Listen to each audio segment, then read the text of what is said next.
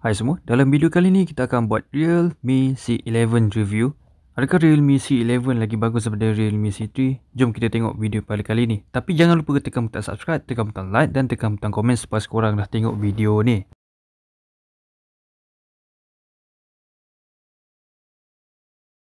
Skrin dia sebesar 6.5 inci HD+, standard untuk entry level punya smartphone.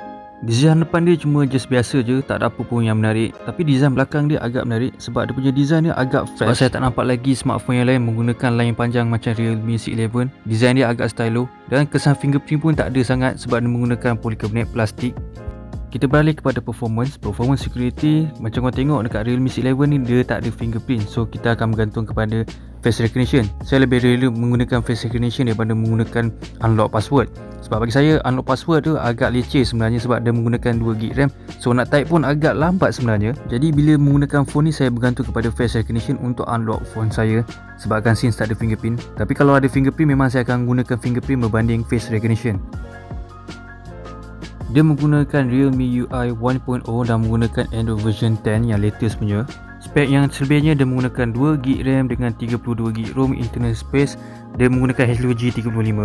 Tapi disebabkan dia menggunakan 2GB RAM, nak swipe up, down, left, right semua tu kadang-kadang saya dapat rasa lah dia punya lagging tu. Nak buka apps pun kadang susah. Nak buka phone ni pun agak-agak ambil masa yang lama juga. Untuk gaming dia sediakan game space. Game space ni untuk tukarkan mood kepada balance mode, competitive mode dengan low power, dan boleh block call untuk orang yang tertentu. Bila bermain game macam PUBG dengan Call of Duty, dua-dua game tu saya dapat rasakan ada lagging. Saya tak tahu game yang lain macam mana, tapi game Need for Speed dengan GTA San Andreas yang saya main, saya tak dapat rasakan lagging tu. Yang bagusnya untuk phone ni dia menggunakan bateri 5000 mAh bateri dan menggunakan 10W punya charger, so daripada 0% ke 100% mengambil masa 3 jam 10 minit.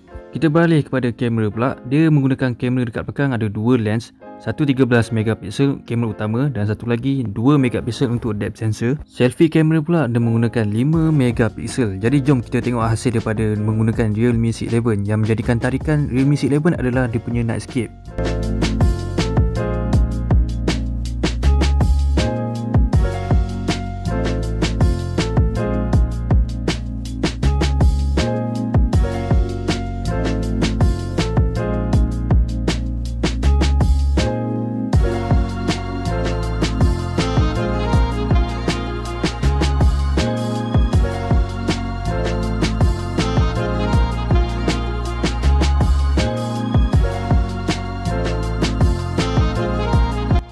Dia punya internal memory tak banyak, dia cuma menggunakan 32GB ROM saja. Korang boleh expandkan memori korang sebab dia ada 3 slot, 2 nano SIM dan 1 external memory. Untuk external memory ni saya sarankan untuk korang transfer gambar dengan video dekat external memory. Untuk internal memory pula untuk kegunaan korang download app sahaja.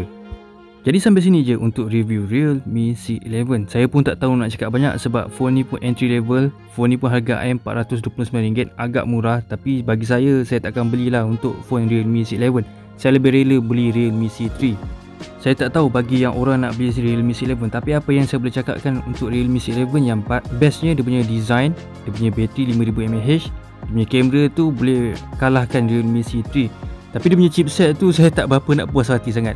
So sampai sini je untuk video Realme C11. Saya akan jumpa korang pada minggu hadapan dengan video yang lain.